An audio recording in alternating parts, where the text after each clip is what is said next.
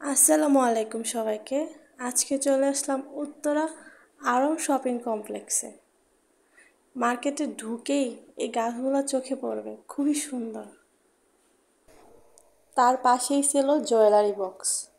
প্রথম ফ্লোরে এই ছোট ছোট পার্টসগুলো খুবই সুন্দর ছিল। ও আমার জন্য একটা ব্যাগ চুজ করছিল।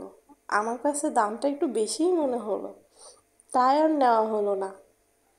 তার সাথে জুতাগুলো খুব ইউনিক ছিল।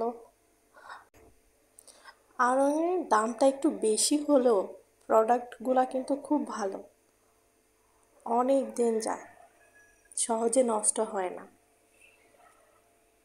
তারপর এই ছোট পার্সগুলো দেখে খুব ভালো লাগছে। প্রাইসগুলোও ছিল মোটামুটি রিজনেবলের মধ্যেই।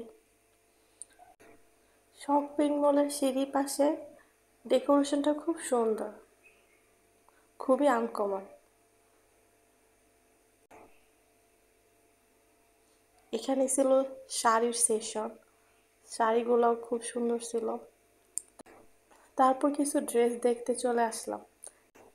এখানে থ্রি পিসগুলা দাম অনুযায়ী কাপড়গুলো ভালোই ছিল, মানে অনেক কমফোর্টেবল, আরাম হবে, রেগুলার পরার জন্য খুব ভালো।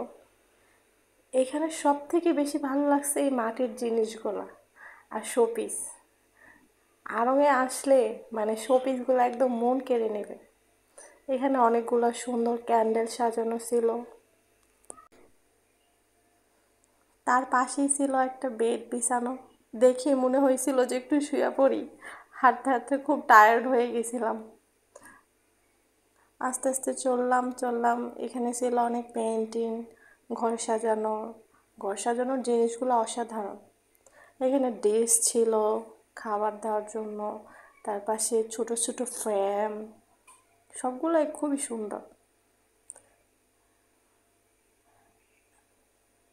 এইখানে এই জিনিসগুলা মানে আমাদের গ্রামে যে নারিকেল আছে না, নারিকেলের ওইগুলোর মতো আমার মনে হয় এগুলা দিয়ে বানানো হয়েছে। এই চামচগুলো খুব কিউট, কিন্তু দামটা একটু বেশি মনে হয়েছে।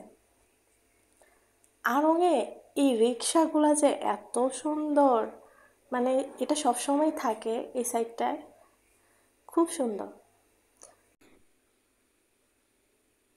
দেখতে দেখতে চোখে পড়লো কাঠের পেন। তারপর হাতে নিলাম একটু দেখার জন্য। আমার ছেলে তো একদম ঠাস করে নিয়ে গেল, কিছুই করার নাই, পরে নিয়ে নিলাম এটা। অনেকক্ষণ ঘোরাঘুরি করার পরে